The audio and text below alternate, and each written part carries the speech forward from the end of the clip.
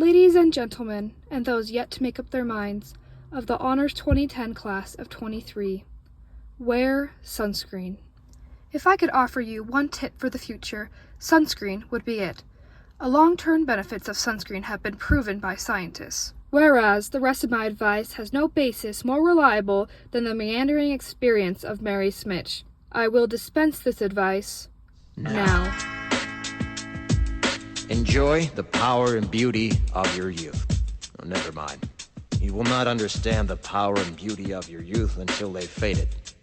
But trust me, in 20 years, you'll look back at photos of yourself and recall in a way you can't grasp now how much possibility lay before you and how fabulous you really looked. You are not as fat as you imagine.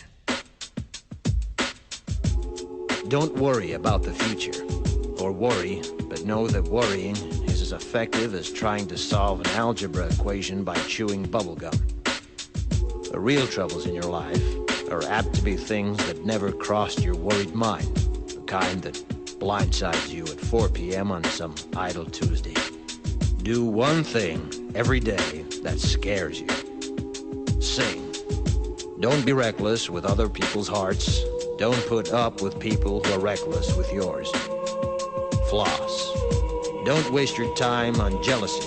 Sometimes you're ahead, sometimes you're behind. The race is long, and in the end, it's only with yourself. Remember compliments you receive. Forget the insults. If you succeed in doing this, tell me how. Keep your old love letters. Throw away your old bank statements. Stretch.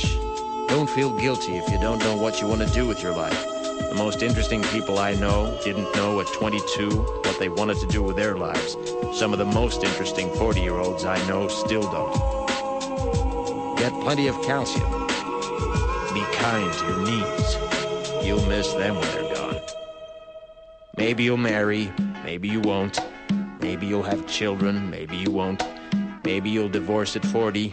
Maybe you'll dance the funky chicken on your 75th wedding anniversary.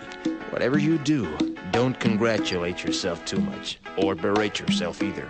Your choices are half chance. So are everybody else's. Enjoy your body. Use it every way you can. Don't be afraid of it, or what other people think of it. It's the greatest instrument you'll ever own. Dance. Even if you have nowhere to do it but in your own living room. Read the directions, even if you don't follow them. Do not read beauty magazines. They will only make you feel ugly.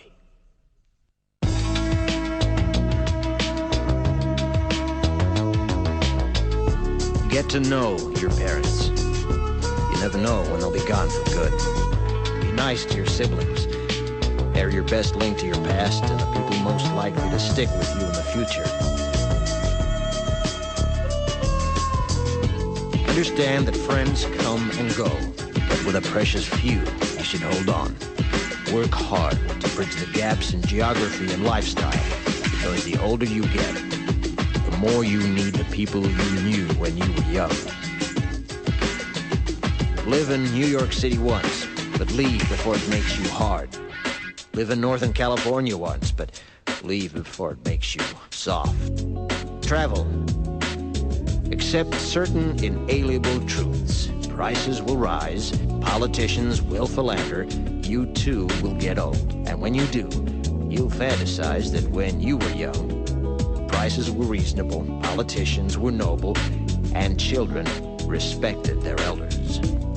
Respect your elders. Don't expect anyone else to support you. Maybe you have a trust fund, maybe you'll have a wealthy spouse. But you never know when either one might run out. Don't mess too much with your hair, or by the time you're 40, it will look 85. Be careful whose advice you buy, but be patient with those who supply it. Advice is a form of nostalgia. Dispensing it is a way of fishing the past from the disposal, wiping it off, painting over the ugly parts, and recycling it for more than it's worth. But trust me on the sunscreen.